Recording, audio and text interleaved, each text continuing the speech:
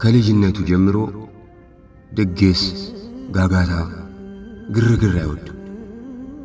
ብዙ ሲስቅ አይታይ። ደስ ቢለው እንኳን ሳቁን ታግሎ ለማቆም የሚጥረው ነገር ይገርመኛል።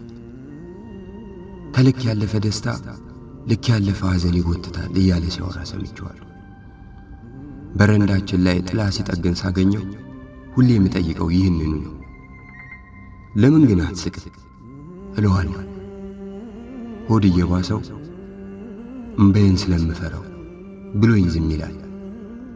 አንድ ቀን ግን አረቄ ቤት ተገናኝተን በሞቅታ ሰበብ አስለፈልፈው ገባው። እሱም ወሬውን ጀመረ። ልጅ እያለን ከእቴ ጋር ከመዋለ ሕፃናት ተመርቀን ዓለምን የጨበጥኳት መስሎኝ ነበር። ከልክ በላይ ስስቅ አስታውሳለሁ። በንጋታው ግን ታናሿ እህቴ ሳይክል ገጭቷት ሞተች። አባቴም እጅግ የተማረ ነበር። ትንሽ ስልጣን ቢጤ ሲያገኝ ደግሰን ጨፍረን ሹመና ከበር። በሳምንቱ ግን አባቴ ባልታወቀ ሰው ተገሎ በጨፈርንበት ቤት ሬሳ ገባ። እናቴ ቀረች። እሷ ደግሞ እኔ ሳገባ ዓለሜን አየው፣ ስለቴ ሰመረ፣ እግዚአብሔር ካሰኝ ብላ በደስታ አብዳና ሳቋ፣ ጭፈሯ ሁሉ በቃ ሁሉ ነገሯ ያኔ ላለ።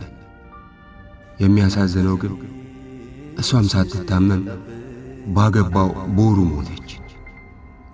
ለዚህ ነው ሳቅን የምፈራው። ለዚህ ነው ከልክ ያለፈ ደስታ ህመሜን ይዞብኝ የሚመጣው። ሞት ሐዘን እንዲቆም እኔ መሳቅ ማቆም ነበረብኝ።